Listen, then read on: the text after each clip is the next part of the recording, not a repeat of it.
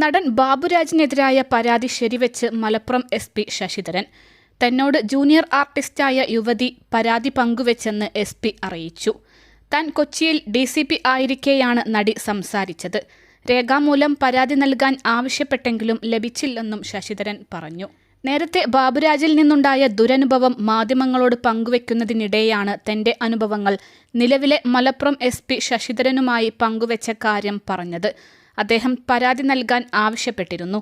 എന്നാൽ സാഹചര്യങ്ങൾ മൂലം സാധിച്ചില്ലെന്നും നടി പറഞ്ഞു. സിനിമയിലെത്തുന്ന പലരും സെക്സ് റാക്കറ്റിന്റെ പിടിയിലാകുന്നുണ്ട്.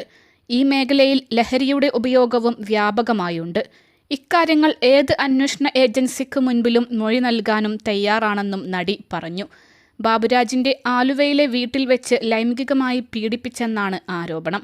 വളരെ ക്രൂരമായി പെരുമാറി. സഹോദരതുല്യമായ ബന്ധമായിരുന്നു അദ്ദേഹവുമായെന്നും നടി പറയുന്നു. അതേസമയം യുവനടിയുടെ ലൈംഗിക ആരോപണം തള്ളി നടൻ ബാബുരാജും രംഗത്തു വന്നു.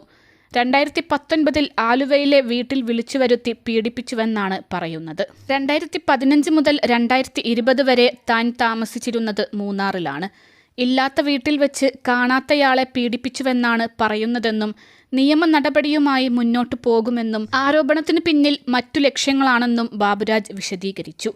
ബാബുരാജ് അമ്മയുടെ ജനറൽ സെക്രട്ടറി സ്ഥാനത്ത് എത്തുമെന്ന വാർത്ത പുറത്തുവന്നതോടെയാണ് താൻ പ്രതികരിക്കാൻ തീരുമാനിച്ചത്. യോഗ്യതയുള്ളവർ അമ്മയുടെ നേതൃത്വ പദവിയിലേക്ക് എത്തട്ടെയെന്നും യുവതി വ്യക്തമാക്കി. യുവതിയുടെ വെളിപ്പെടുത്തലിന്റെ പൂർണ്ണരൂപം ഇങ്ങനെ: ഒരു കാലത്ത് താൻ ബാബുരാജിനെ സഹോദരനെ പോലെ വിശ്വസിച്ചിരുന്നു. സാമ്പത്തികമായി വളരെ പിന്നോക്കാവസ്ഥയിലുള്ള കുടുംബത്തിൽ നിന്നാണ് താൻ സ്വപ്നങ്ങളുമായി സിനിമയിലേക്ക് വരുന്നത്. നടൻ ബാബുരാജ് തന്നെ സിനിമയിൽ അവസരം തരാം എന്ന് പറഞ്ഞ് ആലുവയിലെ വീട്ടിലേക്ക് വിളിപ്പിച്ചു. വീട്ടിൽ സിനിമയുമായി ബന്ധപ്പെട്ട് മറ്റു ആളുകൾ ഉണ്ട്. അവരോട് സംസാരിച്ചതിനു ശേഷം ഉചിതമായ റോൾ തിരഞ്ഞെടുക്കാം എന്നായിരുന്നു ബാബുരാജ് പറഞ്ഞത്. വീട്ടിലെത്തിയപ്പോൾ അവിടെ ആരുമുണ്ടായിരുന്നില്ല. ചോദിച്ചപ്പോൾ അല്പസമയത്തിനകം എല്ലാവരും എത്തുമെന്നാണ് ബാബുരാജ് പറഞ്ഞത്. തനിക്ക് വിശ്രമിക്കാനായി വീടിന്റെ താഴത്തെ നിലയിൽ ഒരു റൂം തന്നു. ഭക്ഷണം കഴിക്കാനായി വിളിച്ചപ്പോൾ താൻ റൂം തുറന്നു. ഈ സമയത്ത് ബാബുരാജ് റൂമിലേക്ക് കയറി വന്നു. മോശമായി സംസാരിക്കുകയും കടന്നു പിടിക്കുകയും ബലാത്സംഗം ചെയ്യുകയും ചെയ്തു. പിറ്റേ ദിവസം മാത്രമാണ് തനിക്ക് ആ വീട്ടിൽ നിന്ന് പോരാൻ കഴിഞ്ഞത്. തനിക്ക് അറിയാവുന്ന മറ്റു പെൺകുട്ടികൾക്കും ബാബുരാജിൽ നിന്ന് സമാന അനുഭവം ഉണ്ടായി. വിവാഹിതരായി കുടുംബജീവിതം നയിക്കുന്നതിനാൽ അവർക്കിപ്പോൾ തുറന്ന് സംസാരിക്കാനാകില്ല. ദുൽഖർ സൽമാന്റെ നായികയാക്കാം എന്ന് പറഞ്ഞുവരെ തന്നെ പ്രൊഡ്യൂസർമാർ ബന്ധപ്പെട്ടിട്ടുണ്ട്. പ്രയോജനം ഉണ്ടാകില്ല എന്ന് ഉറപ്പുള്ളതുകൊണ്ട് തന്നെ സിനിമാ മേഖലയിൽ ആരോടും ഇത് പറഞ്ഞില്ല. തന്റെ അനുഭവങ്ങൾ നിലവിലെ മലപ്പുറം SP ശശിധരനുമായി പങ്കുവച്ചിരുന്നു. അദ്ദേഹം പരാതി നൽകാൻ ആവശ്യപ്പെട്ടിരുന്നു.